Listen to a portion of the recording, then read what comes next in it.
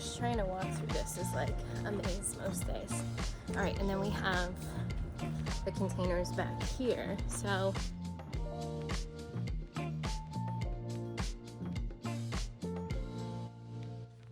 okay friends, so I'm trying to tidy up today. I've kind of organized my my seeds here, as well as the bulbs that I have that I still haven't planted. So now what I want to do real quick is run outside and take inventory of all the empty containers that I have, because we are going to be planting my container garden. That is the goal for today. So let's get to it. Oh, I really got to be more careful. All right, I've got one big green one. I've got two of these urn-shaped planters, but they don't have drainage holes yet. I do need to mulch the daffodil and tulip container over. I don't think I'll be planting in that. This one, I can take the tulip bulbs out. So I've got 1, 2, 3, 4, 5. Oh my gosh, trying to walk through this is like a maze most days. All right, and then we have the containers back here. So I temporarily put that fig tree in there. I'm gonna put that into a smaller container, I think, and then use this for something else. But I've got this.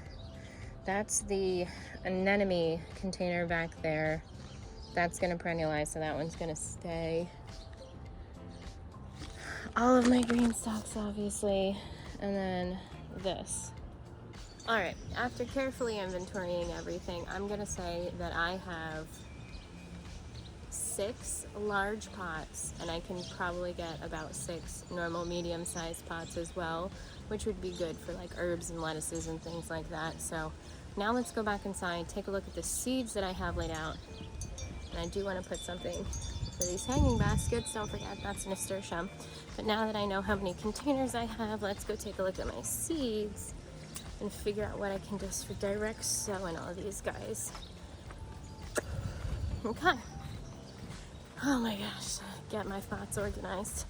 I have decided what seeds I am going to put in these containers. Now I gotta get sort of my workspace set up here and get these, get the wheelbarrow out and set up a spot where we can pour these containers out.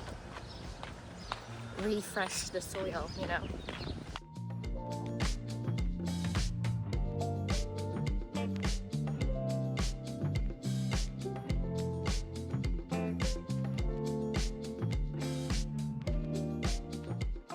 I want to show you something real quick here. So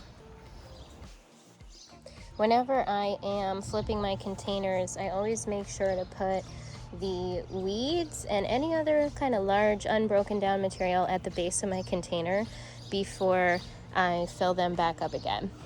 And the reason I do that is because I want to keep anything that has not broken down or weeds that I want to suppress down at that base layer so that they won't be able to poke up through the rest of the container later on. And it's also similar to hugelkultur. You put the more unbroken material down at the base to kind of hold up space. It's also the first thing that gets contact with the soil, so it will get more interaction with all of that microbiology. Been working really hard on my container soil. You'll notice that this doesn't have any perlite in it, because after time these potting mixes really break down. A lot of them are woody, very woody, so it takes them a while to decompose, which works in our benefit, obviously, and it helps retain moisture. So this is doing really good. You see all this broken down sort of composted material here, even some old paper. It breaks up really, really easily. It's got a really good, fine, crumbly texture. It's got good tilth, as they would say. So very proud of how far this has come, and this is with a lot of bokashi added to it. So I'm really not concerned about drainage with containers like this, because the soil is so healthy, and all of this organic matter just added over time really does help with moisture retention. Anyway, all of that to say, I think I'm going to put a zucchini in here. So we're going to get this put back into the pot and plant some zucchini seeds.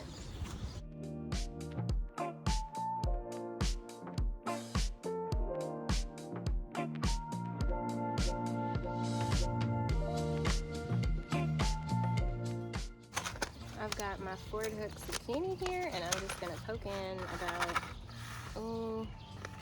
I think 3. I'm gonna put in, probably only need to do 2, but I'm gonna do 3 because I've got plenty. So I'm just gonna put 1, 2, 3, cover that up. Now I'm gonna gently tamp the soil down, and I'm gonna put alyssum around the base here. The alyssum packet fell and spilled out, so we're just gonna use this. And that's however much I'm gonna sow. There we go. I think that's a good amount. And I'm just gonna water that in at the very end after we plant all of these. I'm gonna give every container a good watering. I don't know if you can tell, but the light colored reddish brown seeds on top are the alyssum, and I think I got good coverage. And then I just put 1, 2, 3 sort of in a triangle here in the very center, and I will thin this down to 1. So I'm on to the next container, and we are filled with worms.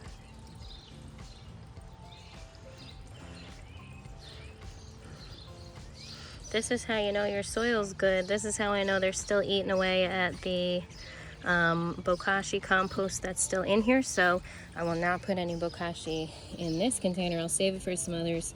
They're still actively working through this material. But this is ready to plant, and it's mostly broken up. Can't really tell what is what aside from eggshells. So still gonna plant in it, but not gonna add any more bokashi.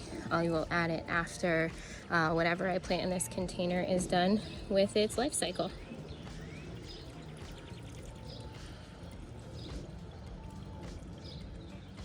I'm gonna put,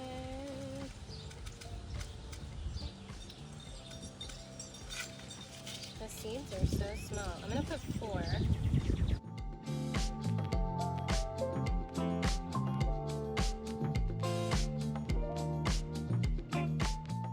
I don't know how many cowpeas to put in this, honestly. Shake a few out. That looks good.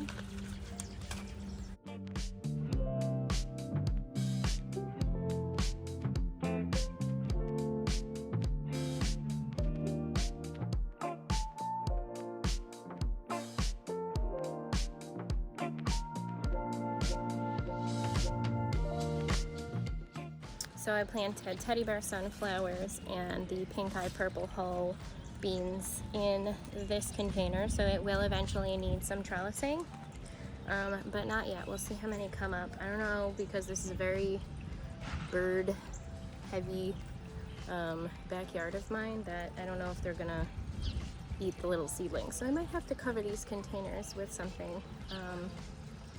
We'll figure something out.